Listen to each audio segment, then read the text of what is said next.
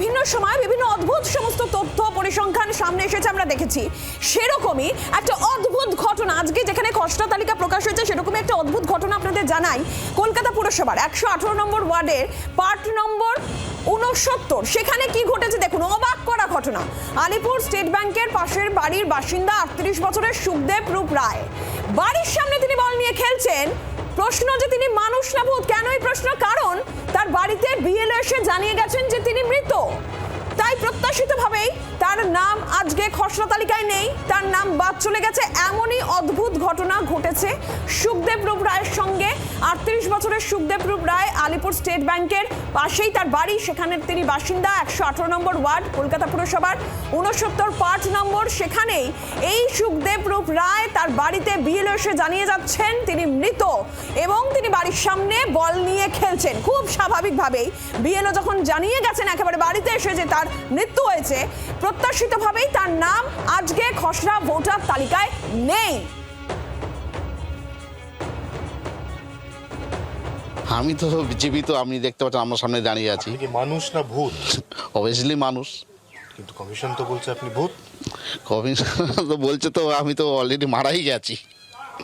Actually এই পরিবারে কে মারা গেছে? আমার মা। কত বছর আগে? 2024 জানুয়ারি 22 তারিখে। কত বছর? গত বছর। আপনি গত লোকসভা ভোটে ভোট দিয়েছেন? হ্যাঁ। তারপর হঠাৎ করে বিএলও যে তালিকাটা নিয়ে বাড়িতে এলো, এসে কি বললো আপনি মৃত? আমি মৃত, আমার মা জীবিত। মনে হচ্ছে নামটা কি চিরতরে বাদ চলে গেল, নাকি পরে আবার চেষ্টা করবেন? আর চেষ্টা তো অবভিয়াসলি করবো, আর চেষ্টা করছি, কিন্তু দেখা যাক কতদূর কী হয়। কিন্তু এটা নিয়ে একটু টেনশানেও আছি, কেন যদি না ফর্ম ফিল আপটা হয় তো আমি তো ডিভোটার হয়ে যাব। তাহলে কি আমি কি বাংলাদেশি? বাড়ির সামনে 38 বছরের এক তরতাজা যুবক বল নাচাচ্ছেন। এনার নাম সুখদেব রূপ রায়, ইনি মৃত। আমরা বলছি না, এটাও একইভাবে বলছে নির্বাচন কমিশন। কারণ কমিশনের যে তালিকা নিয়ে বিএলও সুখদেব বাবুর বাড়িতে এসেছিলেন, তিনি সেখানে ঘোষণা করে গেছেন তার নাম ভোটার তালিকায় থাকবে না, তার কারণ তিনি মৃত। কার্যক্ষেত্রে ঘটেছে ঠিক উল্টোটা। সুখদেব বাবুর মা 2024 সালের জানুয়ারি মাসে প্রয়াত হয়েছেন। মা কিন্তু নির্বাচন কমিশনের চোখে জীবিত, অথচ জলজান্ত সুখদেব বাবু এই মুহূর্তে মৃত। তিনি কি করবেন বুঝে উঠতে পারছেন না এবং প্রত্যাশিতভাবেই আজ খসড়া ভোটার তালিকায় তার নাম নেই। অদূর ভবিষ্যতে নাম তোলা সম্ভবপর হবে কিনা সেই প্রশ্ন এখনো পর্যন্ত বিস্ময় চলে। তো তাহলে এই লোকগুলো তো হ্যারাসমেন্ট হবে, সেটাও ইয়ারোকে আমি চিঠি দিয়েছি। মৃত কিন্তু জীবিত আছে, তাদের ফর্মও দেয়নি। রিপ্রেজেন্টেটিভ অফ পিপল অ্যাক্ট, তাতে পরিষ্কার করে বলা আছে যে কোনো লোকের ভোটার লিস্ট থেকে নাম বাদ দিতে গেলে তাকে প্রপার নোটিশ করতে হবে। রেকর্ডের মধ্যে ফেলছি, দলের কাছে পাঠাবো, তাহলে দরকার পড়লে কোর্ট অফ লতে যাব।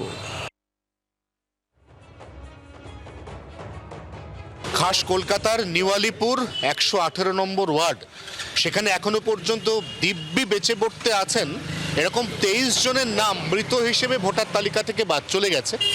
আবার এরকম আরও 17 জনকে পাওয়া গেছে যাদের কাছে কমিশন অর্থাৎ বিএলও এসে এনুমারেশন ফর্ম দিয়ে গেছেন, পরবর্তীকালে তাদেরকে নট ফাউন্ড অর্থাৎ খুঁজে পাওয়া যায়নি বলা হয়েছে।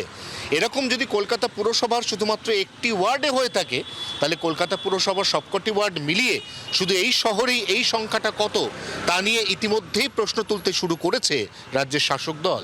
জি 24 ঘন্টার জন্য ক্যামেরায় অরিন্দমের সঙ্গে অয়ন, কলকাতা। বাংলার আওয়াজ, বাঙালির আবেগ, জি 24 ঘন্টা।